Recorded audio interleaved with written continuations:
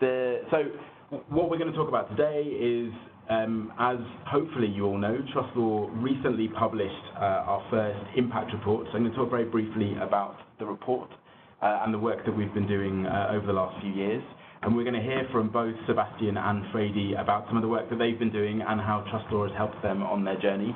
And then there's going to be plenty of time for Q&A at the end. I will say this a little bit later as well in case people forget, but for Q&As, all of you that are dialed in are not going to be able to ask questions directly using your voices, but please do write any questions that you might have. On the right-hand side of your screen, there should be a place where you can write questions, I think. And you'll be able to write questions in there, and we will collate them all and ask them towards the end of the session. With that, I will kick off. So I've actually been at TrustLaw now for a very long time, since 2011, and TrustLaw launched towards the end of 2010. So I was the first lawyer that came into TrustLaw. When I joined, it was a far less sophisticated organisation than it is now. We were working off a single Word document that was being passed around by different members in the team.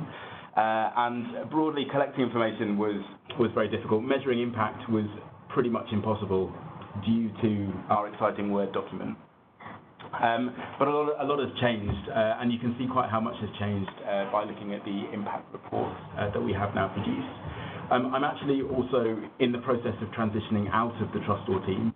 I will shortly be stepping up and taking on the role of COO at the Thomson Reuters Foundation.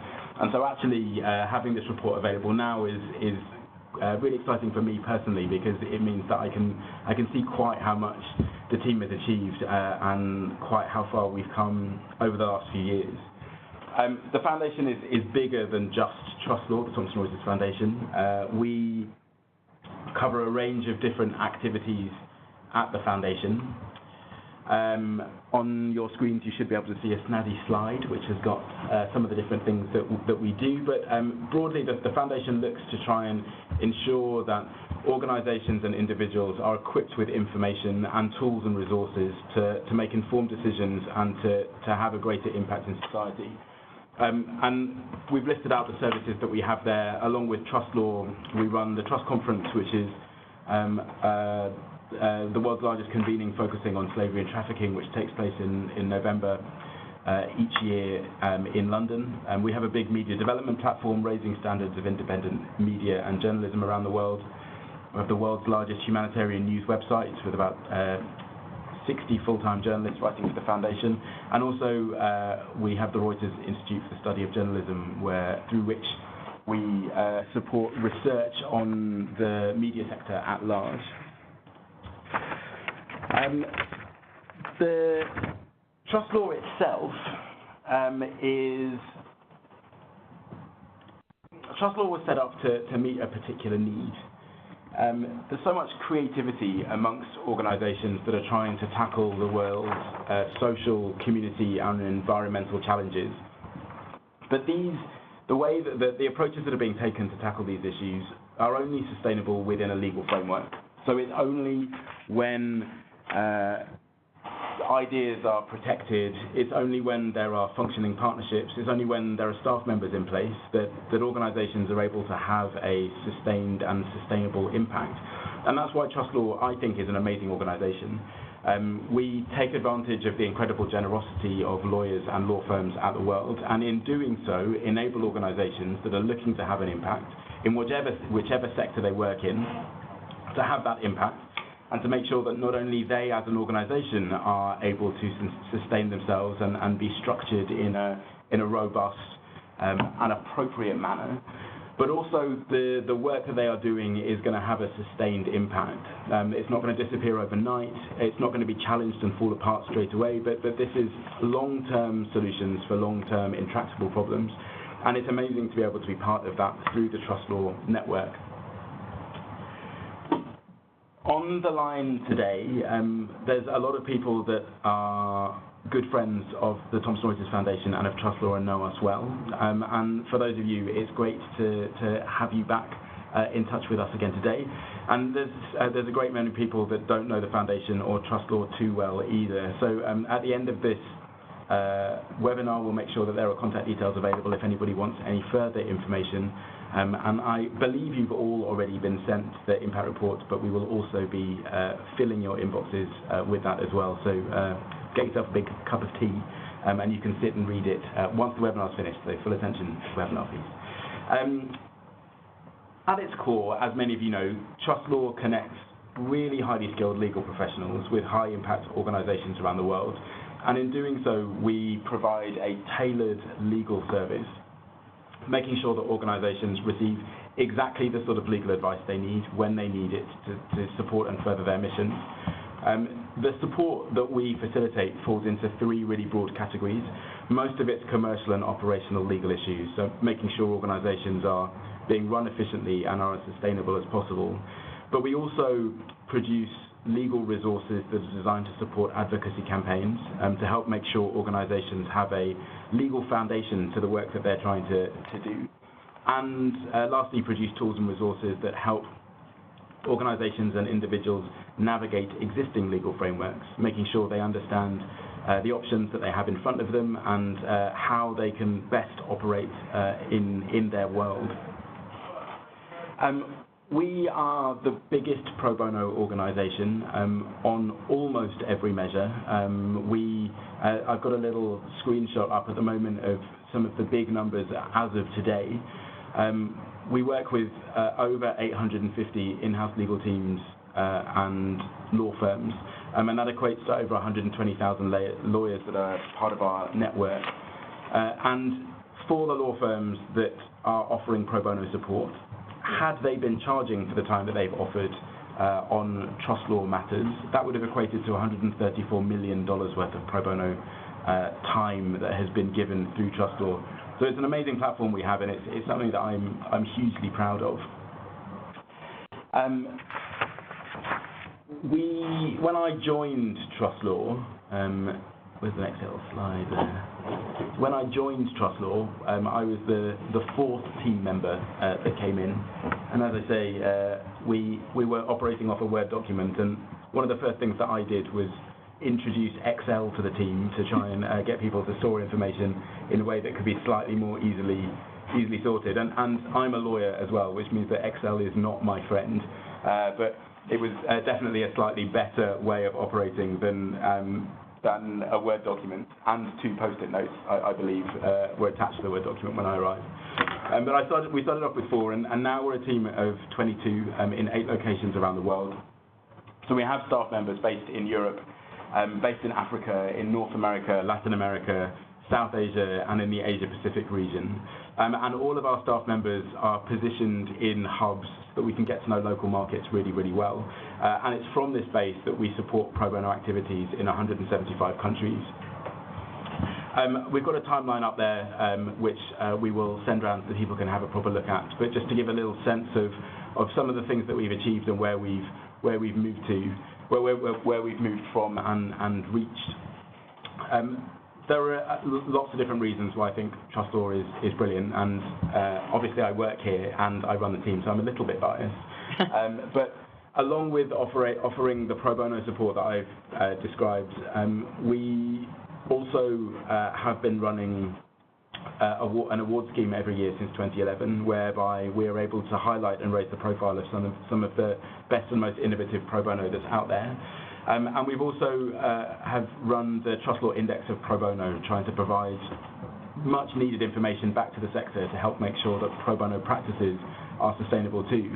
And on this timeline, there's a range of other things there that I'm not going to dwell on too much now for fear of boring the pants off everybody by me droning on about all the different work that we've done. But there's a whole range of different topics that we've worked on in a whole range of different jurisdictions, and it's amazing to see it on a brief slide like this. The impact report that we produced and sent round covered 2015 to 2017, and I'm conscious that we're now in 2019, but bear with me for this. What I wanted to talk to was highlight a couple of the key things that we've achieved during that time. This slide that I've put up now is a slide that shows what we achieved during that 3-year period from the beginning of 2015 to the end of 2017. We supported over 2,300 pro bono matters during that period, which is, I think, a really, really big number. That's 2,300 legal teams that were involved that otherwise might not have been involved in pro bono. It's 2,300 high impact, interesting initiatives that otherwise might not have got support. And these projects were supported by 350 law firms.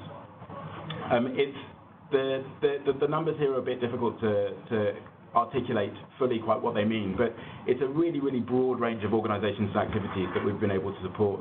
And having that many law firms and legal teams involved means that there are a whole range of legal professionals that have been able to get involved in high impact initiatives that they otherwise wouldn't have done. And I'm hoping that all of these professionals have been swayed and are now great champions of the development sector and great champions of social, community and environmental impact.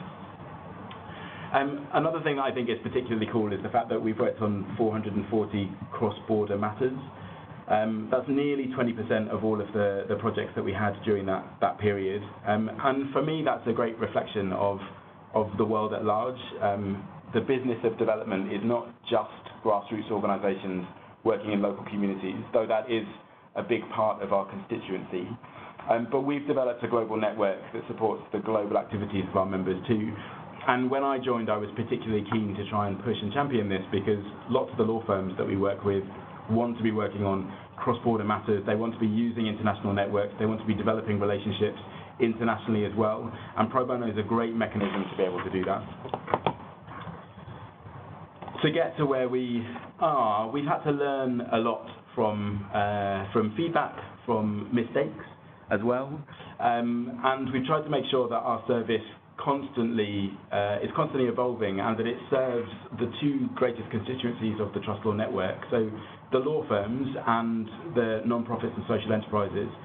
On the legal side, we needed to make sure that we are providing interesting projects that are relevant for the law firms, that take advantage of the skills and expertise that the lawyers at these firms have. And on the NGO and social enterprise side, we wanted to make sure that we can provide support that directly supports their activities, that helps make sure their initiatives are of higher impact, are more likely to hit the right audiences, and that they can act in the way that they need to. Up here we've got a range of the different types of work that we support. And the law firms, the legal professionals are dexterous and able to respond to lots of different commercial topics in particular.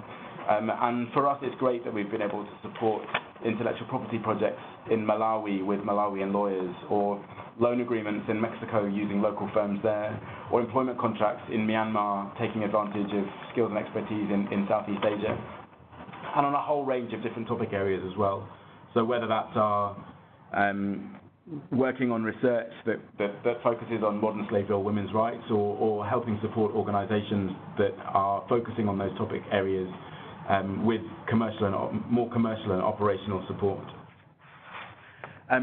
Broadly, and what I hope is quite obvious from my few minutes speaking here, is the TrustLaw service is of, I think, limitless potential. We've provided a huge amount of support to a huge amount of organisations focusing on different topics, and I'm so proud of everything that we've achieved. Like, I genuinely think it is a service that is incredibly important and really high impact, and most importantly relies on the generosity of individuals and organisations around the world to be able to function. Every single pro bono matter that we have is supported by lawyers who are giving up their time for free, and that makes it an amazing connector and an amazing facilitator. But rather than just listening to me harping on about things that I think make TrustLaw great, I'd love to be able to hand over the floor to Fraidy and Sebastian now, who are both great friends of TrustLaw and have done some amazing work. And TrustLaw has been able to support them a little bit on their journey as they've been achieving great things. So I'm going to ask Fraidy and Sebastian to introduce themselves in just a second, and then I'm going to ask, I'm going to interview them for a few minutes afterwards. But for all of the attendees that are online at the moment, do think of questions that you might have. There's definitely going to be time towards the end for a bit of Q&A from the audience. So do think of questions, and you'll be able to submit your questions, which I think you do by clicking the Q&A. Where's the Q&A? On the right-hand side of your screen, you'll be able to fill in questions there. Sorry, my screen looks a bit different, apparently. Apologies for that. But with that, I'm very happy to introduce Fraidy and Sebastian. So can I ask both of you to just very briefly introduce yourselves and your organisation? So if we start with Fraidy, who's the Executive Director at Unchained at last. Fraidy, just very quickly introduce yourself. Fraidy, I think you're on mute, or there's no sound. That's a very good point. I was on mute. Is that better? That's much better. We can hear your voice this time. Much better. All right. Sorry about that. So I am Fraidy Reiss. I'm the founder and executive director of Unchained at Last, which is the only organization, the only NGO that's dedicated to ending forced and child marriage in the United States through both direct services and advocacy. And on both of those fronts, the direct services and the advocacy, we've been really, really fortunate to get support from TrustLaw. And I can honestly say that we probably would not be able to do most of what we do if not for TrustLaw's support. So thank you. That's great. Thanks very much. And Sebastian, do you want to introduce yourself very quickly as well? Sure. I'm Sebastian Rocca, and I'm the founder and the CEO of Micro Rainbow. In the UK, Micro Rainbow focuses on lesbian, gay, bisexual, trans, and intersex asylum seekers and refugees.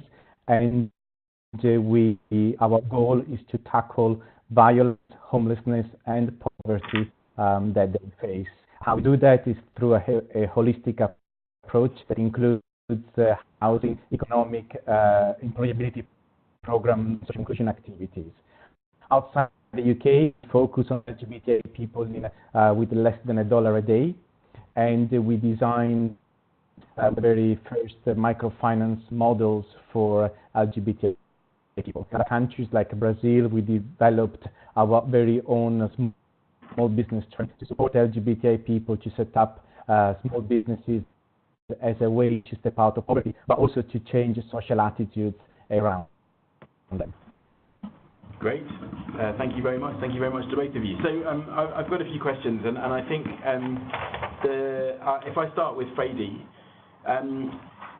I'm sure that most people, not only on this call, but just everywhere, would assume that child marriage is illegal everywhere. Like, it just makes sense that it would be illegal. It seems very strange to hear that it's not. But can you give us a little bit of background to the issue and explain a bit more about Unchained at Last's mission? Sure. So Unchained's larger mission is actually fighting forced marriage of anyone of any age. But unfortunately, what we discovered, the organization has been around since 2011, and what we discovered soon after that is that when it's a child who is being forced to marry, there's almost nothing that we can do in terms of direct services. And that's why on the advocacy side, we're focused on ending child marriage before we move on even to the bigger picture of forced marriage of adults, because we know somebody can be forced to marry at any age. So when I first started doing this about 3.5 years ago, child marriage or marriage before the age of 18, which is the age of adulthood in most U.S. states, was legal in all 50 U.S. states. And in fact, there were 27 states that did not specify any minimum age for marriage, meaning that a middle school child or a toddler legally could marry in more than half of the United States as of just a few years ago. With the research the legal research that White and Case did for us, that was all arranged through TrustLaw, we've been able to develop really comprehensive, extensive arguments to explain to legislators why it's so important to end child marriage, which, just so you know, is a human rights abuse that destroys girls' lives. And we've been able to introduce legislation across the United States. Unfortunately, we have not had much luck so far convincing mostly male legislators that this human rights abuse that destroys mostly girls' lives is worthy of their attention. And so legislators in state after state have been pushing back and refusing to pass this legislation. But we keep on fighting, and so far we have succeeded in 2 U.S. states. Just last year, we made New Jersey and Delaware the first 2 U.S. states to end child marriage, and we now have legislation to do the same thing pending in another 12 states. And we're keeping and pushing because we know how important this is. Our research showed, this was our groundbreaking research, showed that between 2000 and 2010, an estimated 248,000 children were married in the United States. They were as young as 12 years old, possibly even younger, and almost all of them were girls married to adult men. So thank you for helping us to fight this and for pushing to end child marriage in another 48 states. Oh, well, no, that's our pleasure. And we've spoken many times before, and I know this project very well, but I still find the statistics horrifying for that. But can you mentioned that you worked with White & Case and that was a relationship that was brokered through TrustLaw, but can you explain a bit about where you were up to that point and what the research from White & Case has enabled you to do, like what the immediate impact of their work for you was? Sure. So when you were talking before about when you first started and you were working off of Microsoft Word with one sheet and with a couple of Post-its on it, we were kind of in a similar situation. We might have had more than one Microsoft Word sheet, but what we did not have is a very large team. We still are a tiny team. We've now grown to 5, and for us that's huge. We don't know what to do with everyone. At the time, there were 2 of us, and we were trying really hard.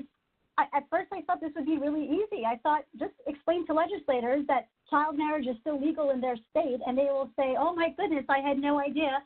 And my thought was they would give me a hug and a high five and immediately change the laws. And what we discovered was that there was a lot of pushback and a lot of skepticism and lack of concern.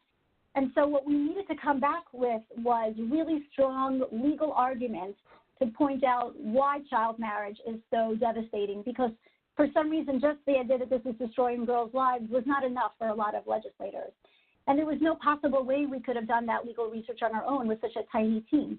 And so that was when we reached out to TrustLaw. And when I reached out, I thought, maybe we can get a little bit of help in 1 or 2 states. Maybe there's a lawyer somewhere who can, spend a couple of hours on this.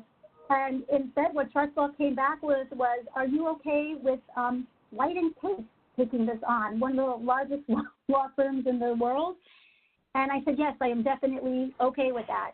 And what started out as a request to do this in 1 or 2 states to do a national project where we're now almost done, but White & Case has worked state by state to give us this really impactful and necessary legal research.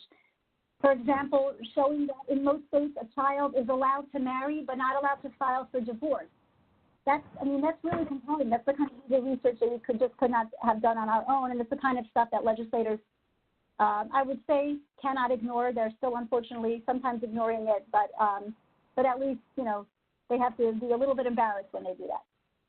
And what did it mean for you personally? Did it feel quite different being armed with research that had been prepared by a firm like White & Case? Did it feel that you had the weight of their support with you as well, and that pushed you further? Well, I'm glad you asked that, because that's a really important part of this as well, is that at first it was just little old me going in, nobody knows who I am, nobody really cares, and I'm fighting, I'm screaming, child marriage is a problem, and people were just ignoring me. Legislators did not take me very seriously. But then when I was able to come in with a memo from White & Case, and I was able to say, this isn't just me. This is a legal memo from White & Case explaining how marriage age laws are right now undermining statutory rape laws. You're legalizing rape with your marriage age laws. You're creating a trap where children can marry but can't file for divorce. You're creating a trap for children where they're much more likely to experience domestic violence within their marriage but not allowed to seek a protective order. Things like that. When I was able to hand them a White & Case memo, then suddenly they sat up and paid attention. So that was huge, and that was extremely, it was a game changer for us. Oh, that's amazing to hear. Sebastian, I'd love to ask you a couple of questions too. Homosexuality is still illegal in a horrendously large number of countries around the world, and my understanding, if I've got these figures right, is that there are 1,500 LGBTI refugees in the UK that have come from countries where homosexuality is still illegal. 1,500 refugees that have come here because they've been forced out from their countries because of who they are. Can you speak a bit more about what life is like for these refugees that come into the country, and some of the real challenges that they're facing, and why there is a need for Micro Rainbow International's activities?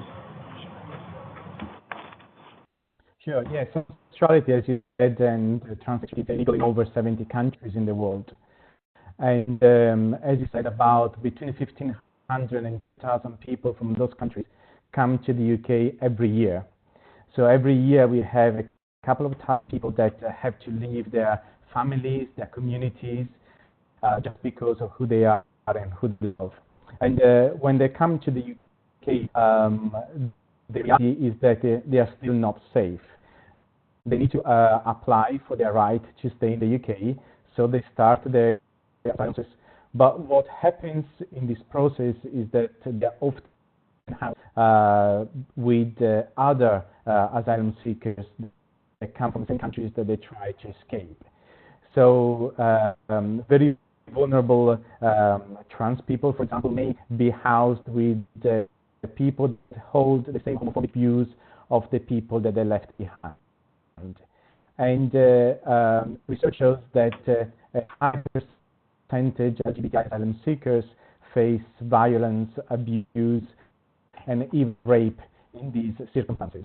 So the need for Micro Rainbow is to make sure that whilst asylum seekers go through the grueling process of claiming asylum, which includes prove your sexuality, convincing the Home Office or a judge that you are lesbian, that you're gay, and work, towards securing their rights in the UK. They need a safe place where they can sleep at night without fearing of being assaulted or abused. The need is also to connect them with the community because they are extremely isolated, and also to prepare them for their new life in the UK through a variety of programs, including employability. And what TrustLaw did for us was to connect us with the Wild Social. And when it came to TrustLaw, we had a very big dream, which was to set up a safe house for LGBTI asylum seekers in the UK. We have never done a project like that, and we wanted to see if we could be part of the solution to this big issue of violence and homelessness. And so we came to TrustLaw with the idea to set up the first safe house for LGBTI asylum seekers. And TrustLaw connected us with Wild Social, who supported us in securing on the tax side of things. They secured us a social investment scheme that was approved by HMRC. That was our first step towards setting up the first house. Since then, we worked with Wild Social on a variety of matters that include real estate, employment law, around social investment.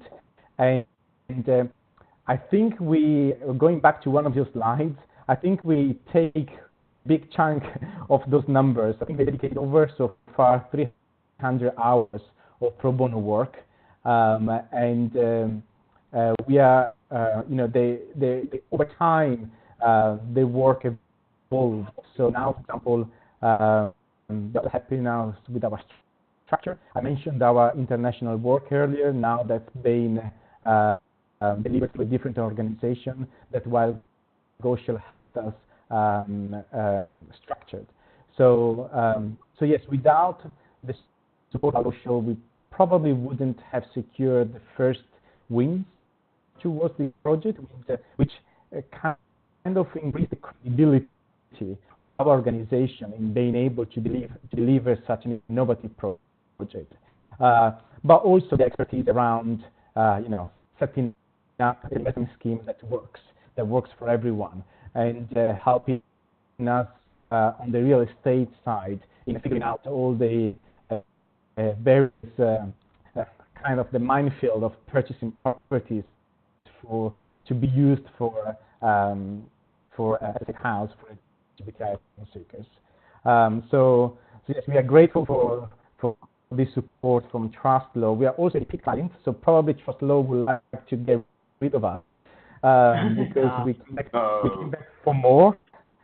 And now we are working with another law firm who's supporting us to register a branch of Micro Rainbow International in Cambodia.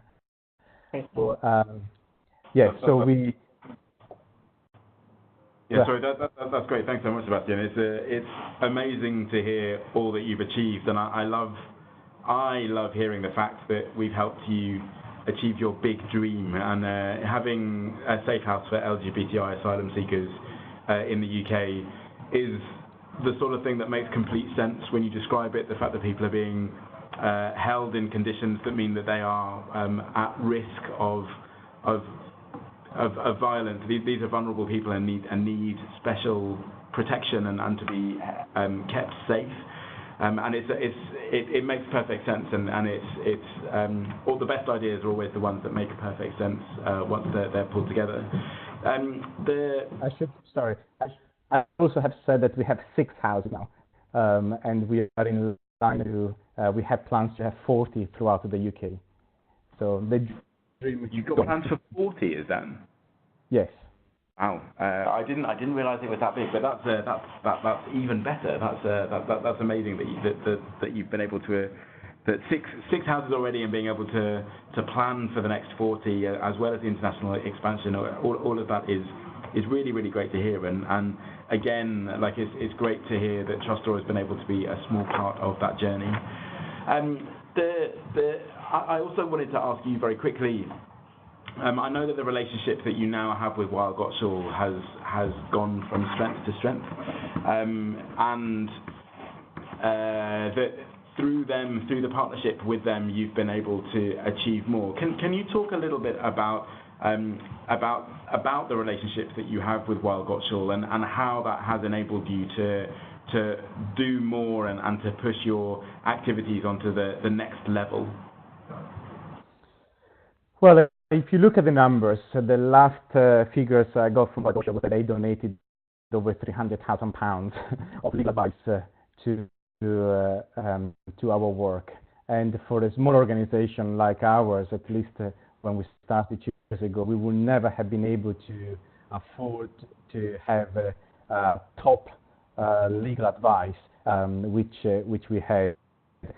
So we started with advice around tax, and we got to know the tax team, and from there we moved on. Our project started to get more known within Weil Gotshal as well, and I think that that has helped us to reach out to other individuals, the lawyers within Weil Gotshal who've shown an interest, and the expansion of the project itself it lent itself for others to join. After the first tax work, the real estate team was able to give us input on structuring our properties, and mentioned the plan to have 45 properties, safe houses throughout the UK, require quite a sophisticated social investment scheme behind it, which Weil Gotshal has helped develop. From the first house to when we thought we were going to have 5, and then when we realized we were actually able to reach 45. And now it's become also more like a relationship. We, for example, had to increase our staff team recently, and we just went straight to them to ask if they could help us with some employment contracts and develop some of our resources systems. And that is also another line of work that is helping us to become a much more solid organization, thanks to the expertise of a top law firm. Yeah, that is really great to hear. I think it's really nice to hear from both you and from Fraidy that it's not just the relationships that you've been able to make through TrustLaw haven't just provided you with legal advice. There's much more to it, and part of it is around being able to rely on the expertise and the reputations of the law firms that you're working with. Part of it is around being able to do more than you were expecting to because of the enthusiasm of the legal professionals that have been involved. And to me, that's amazing to hear that it's not just really limited, small kind of discrete legal projects, that it's actually brought a lot more to your organizations than you were initially expecting. I think we've been getting some questions in from the audience, and we've got some time now for a bit of a Q&A for the three of us. Do feel free to keep writing questions in. I know they've already been coming in and they're being gathered by my team who are hidden here off screen to my left, but there is a little team here collating the questions. So do keep filling those questions in and sending them through, and we'll try and group them together and ask some of them that make sense to be collated. But I've got my colleague Julia Coronaldi, who's TrustLaw's head of programs, here. So Julia, I understand you've got some questions that you can ask. Yes, I have here a question from Eileen Moffat. Is your pro bono work inclusive of non-legal work from the law firms? I think this is probably for you, Nick. Yeah, sure. I'm very happy to respond to that, and thanks for the question there, Eileen. So the legal work that is brokered through TrustLaw is purely legal. So we don't support other types of help, and we only through TrustLaw itself. We specialise in legal projects, and so that's what we do best. However, I know that a huge number of organisations that we've supported through TrustLaw have developed really strong relationships with law firms, and have been able to speak to law firms and go back to them and get other sorts of support from other types of teams within the law firms. But that's purely based on the relationship that is developed through the TrustLaw connection. The actual original connection is always purely legal from us. And I think my next question is from Ravi Kumar. I think it's for Fraidy. I'm not entirely sure I'll understand it correctly, but I think they want to understand a bit more about, they were a bit shocked about the statistics you shared and want to understand a bit more how the courts you're talking to react when you mentioned about child marriage being legal in so many countries in the U.S. Mm-hmm. Well, so unfortunately, this is a matter of legislature has to address this as opposed to the courts. But what we do see in terms of the courts and the existing laws, and both about child marriage and all kinds of other issues like statutory rape and when children are allowed to leave home, et cetera, is the way the current laws are written creates this a trap for children, mostly girls. So, for example, a child before the age of 18 in most U.S. states is not allowed to leave home. So if a child is married to someone who is abusing that child, so it's usually a girl. If a girl is married off to an abusive man, which is usually how it works, in many states she's not even allowed to leave home, and the courts actually could take legal action against her for leaving home to escape from an abusive marriage. And so what we see is that the laws, the way they're written, are just all contradicting each other and working against each other in ways that are just completely unnecessary and so simply fixed by just changing the laws so that marriage before 18 doesn't exist. And that way, courts, legislatures, all of those can work together with each other to protect children, mostly girls, from this human rights abuse. Thank you, Fraidy. That was great. And Seb, can I ask you,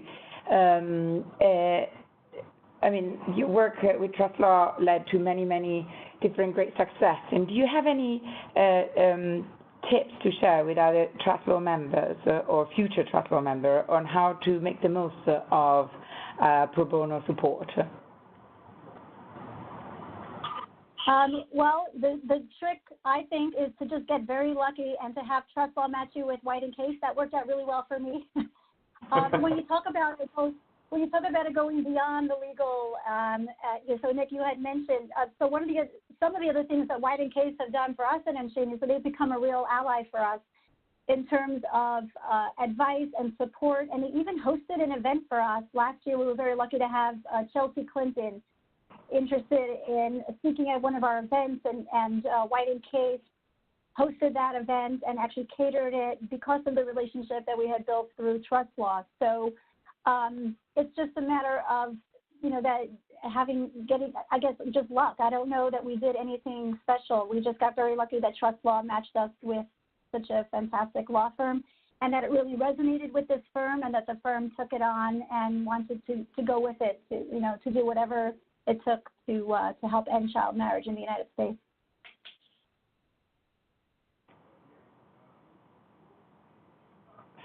Sebastian, what are your thoughts to share with the future members or current members? I think that's what helped is that we had a clear idea of what we needed and what we wanted to receive from the law firm. I think we were lucky as well, like Fraidy said, because White Gosha showed incredible commitment. But also, it requires time as well. Getting a big law firm on one of your projects means that you need to have allocated time of someone within your team to be able to work with them and to be able to respond promptly to their requests or their work. So I would just suggest to consider that you need to allocate resources as well, human resources, to be able to make the most of the partnership. That's a really good point. And if I can add one other thing, so that I found is important. If it's important to you and you're taking care of it and interacting with the law firm that you're matched with, then obviously that makes it a better project. So that's true, Sebastian. And then the other thing, if I could add advice as well, is what I've learned is don't be afraid to ask. So I've had some other projects, and I thought at first, well, TrustLaw has already done so much. Maybe they don't want to take on another project right now.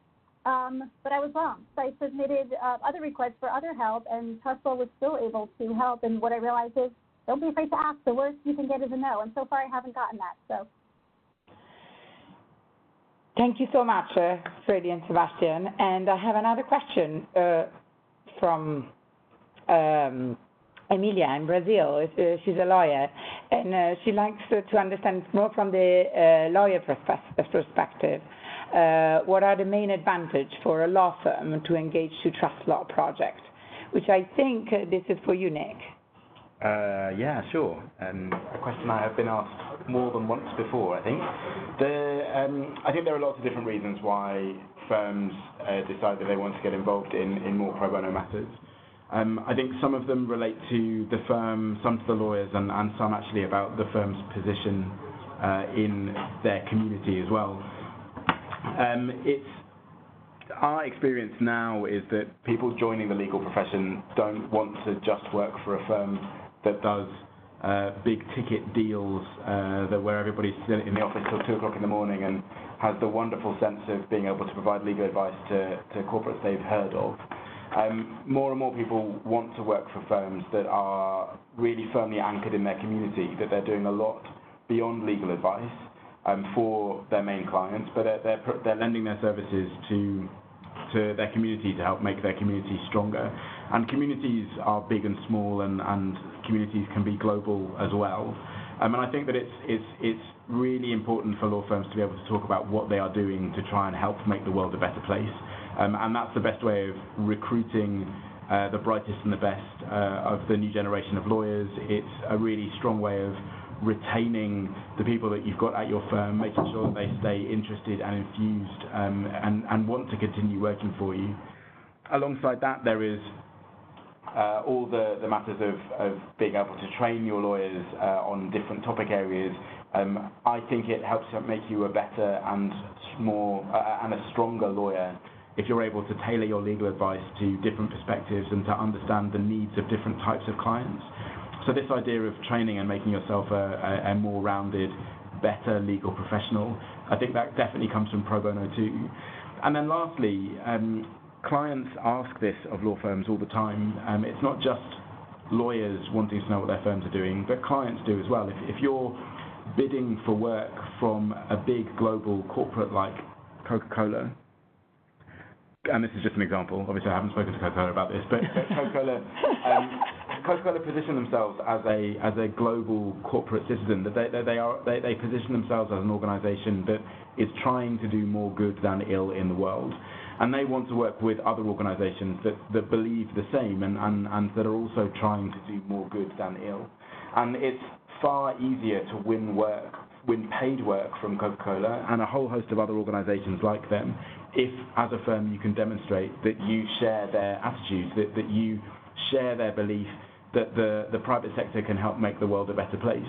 And for me, that's going to be the most compelling justification for a law firm, is to help them understand that there is a commercial benefit to this as well. It's not just about feeling warm and fuzzy inside, but much more that the firms are able to use this, they're able to market their activities, and will win more work from it, and will become a stronger and more dynamic and potentially more sustainable firm because of the work that they're doing that is pro bono.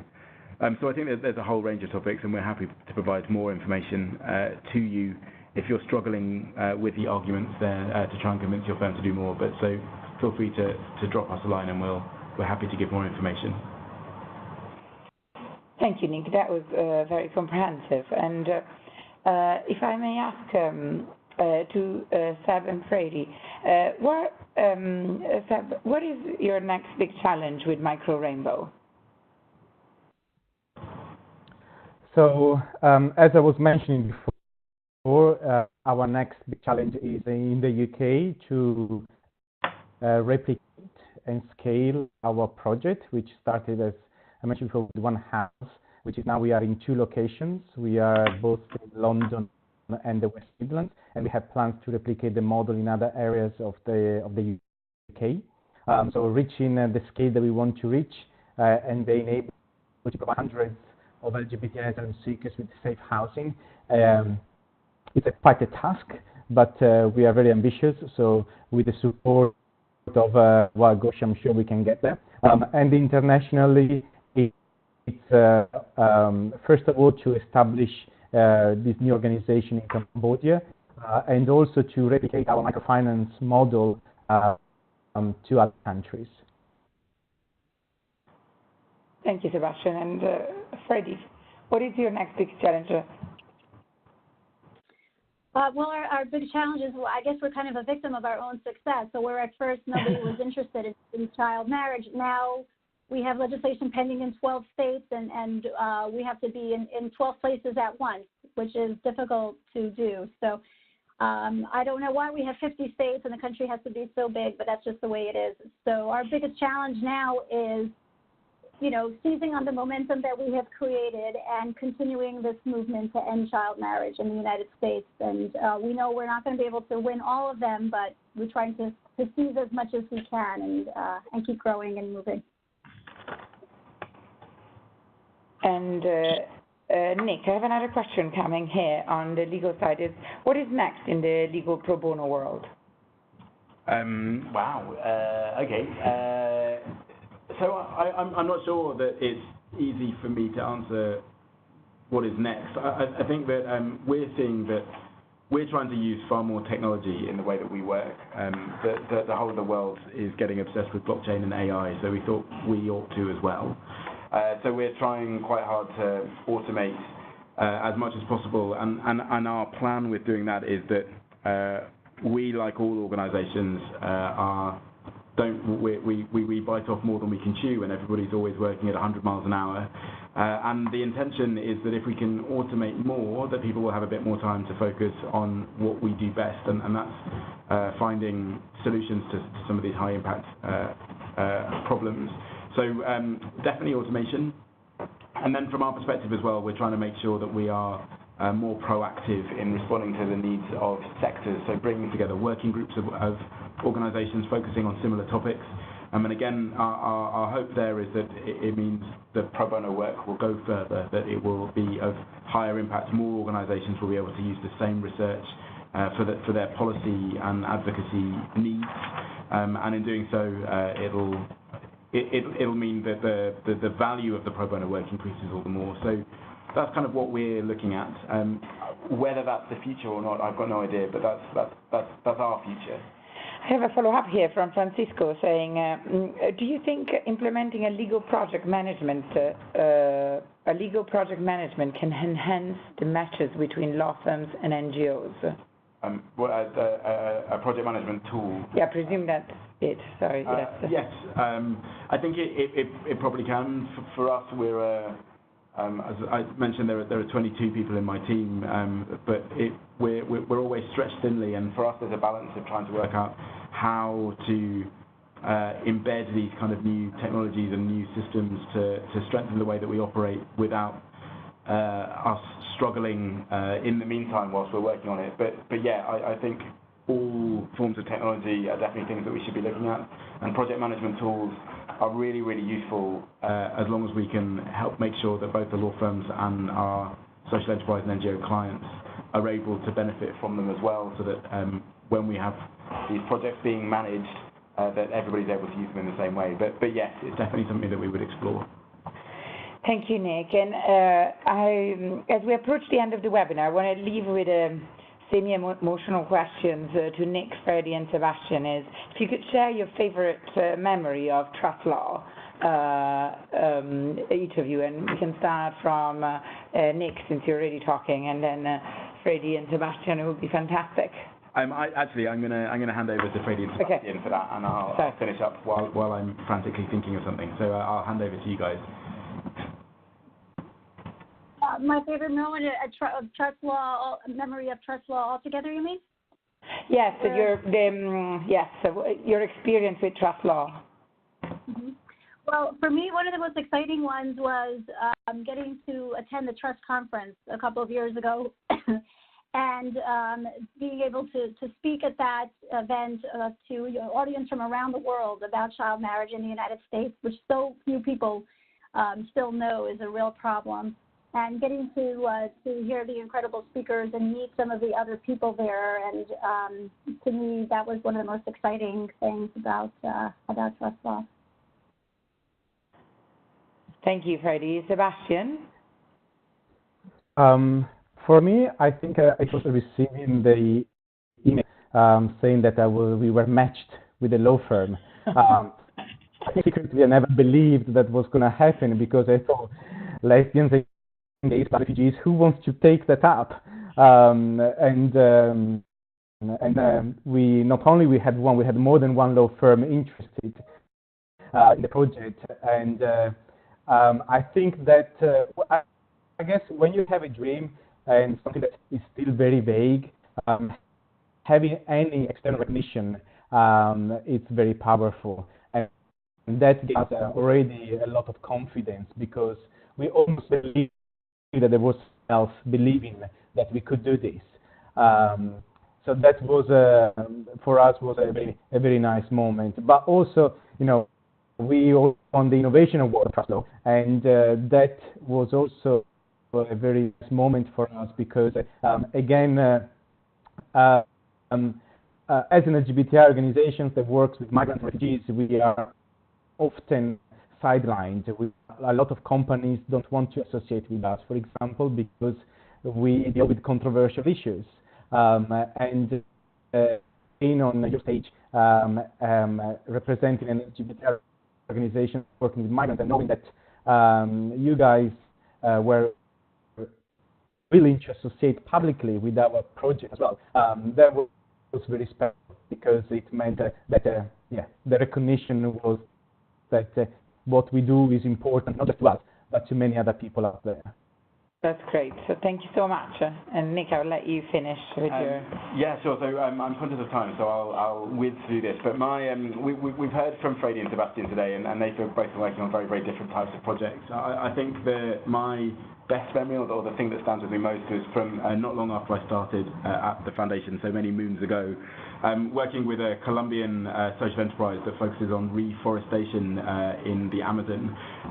This social enterprise had been partnering with a major global car manufacturer, and had come up with an arrangement where they would plant a certain number of trees based on a complicated formula I didn't understand, that would enable the car manufacturer to offset the carbon from all of the cars sold in Colombia, which is a great initiative. They're a great organisation, and this had been working fairly well for a little while. It was being renegotiated, and the social enterprise ended up sitting with this car manufacturer, 4 lawyers from New York who had been flown in for the negotiations, and the largest law firm in Colombia around one side of the table, and a social entrepreneur on the other side trying to negotiate.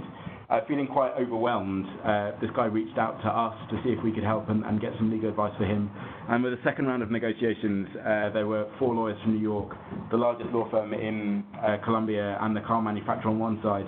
And we managed to partner him with the second largest law firm in Colombia, which suddenly meant that the negotiations were far more balanced, and it meant that the deal that they came up with was far better for the social enterprise, and this organisation has gone from strength to strength as a result of it. So that was a real realisation for me, a real tangible way of seeing the impact that this legal support can have. And so that, to me, is a particularly happy and a particularly welcome memory from TrustLaw. But I'm very conscious of time, and with that, and leaving on a nice positive note, I want to say a massive thank you to Fraidy and Sebastian. We really appreciate being able to hear your stories today, and you've been great partners of TrustLaw, and I'm really pleased that we've been able to help you with the successes that you've had. So thank you very much to both of you, and thanks to everybody that has dialed in and joined to listen to us. We appreciate you all being here. There's loads more information available. Check out our website at trust.org. We'll be following up with a bit more information to all the attendees as well, making sure, as I say, that you've got a copy of our impact report. But otherwise, thank you very much, and depending on where you are, have a lovely morning, afternoon, or evening, and we will be in touch again soon. But thank you all very much. Thanks. Bye. Thank you. Goodbye.